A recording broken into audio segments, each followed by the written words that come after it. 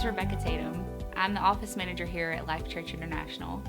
I'm also part of the worship arts ministry as well. Growing up, I grew up in the home of a pastor. I grew up in church my whole life, and it was amazing. And throughout my life, I've struggled with anxiety and depression. It started when I was in 5th grade.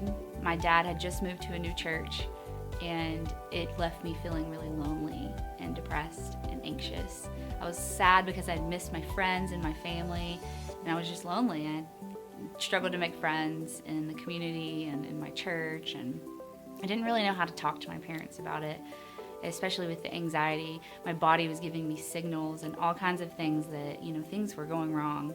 My hair started falling out when I was in the 7th grade, and my parents just chalked it up to an iron deficiency because that's what the doctor said. But over time, my body just started giving me more and more signs of anxiety and depression, and I didn't know how to express myself and to tell my parents, hey, I'm struggling, because I honestly didn't even know what it was. When I was 13 years old, I made a legit commitment to follow Christ.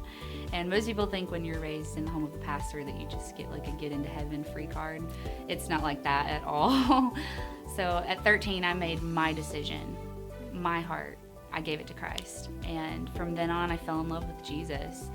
And I always, at that point on, wanted to do ministry, whatever that looked like, loving on people, going on mission trips, singing, whatever that looked like, that's what I wanted to do. So fast forward to my senior year of high school, my parents get a divorce. This was world shaking. It rocked my world. I had no idea how much that would affect me. And being raised in the home of a pastor, that's not supposed to happen. Not in any home, but especially in the home of a pastor. And it broke my heart, and I struggled again with this depression and anxiety. So instead of moving away to college like I'd planned, I stayed home for 2 years and did community college. But after those 2 years were up, I decided it was time for a change. So I moved all the way to California, and I went to Bethel School of Ministry, where I fell back in love with Jesus again. And even through my struggles with anxiety and depression, I found a love that I'd never experienced before.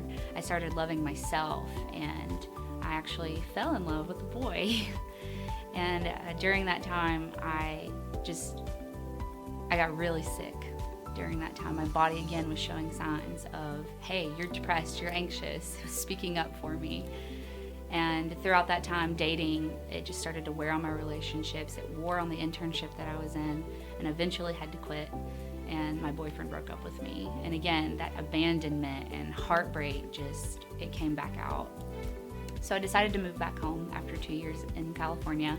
And it was the best decision I could have ever made, because it landed me right here at Life Church International. And ever since I've been here, I've just grown immensely as a leader, as a person, as a worshiper, and I absolutely love being here at Life Church. The community of people here is astounding. They accept you, they love you for who you are, and I wouldn't trade it for anything in the world.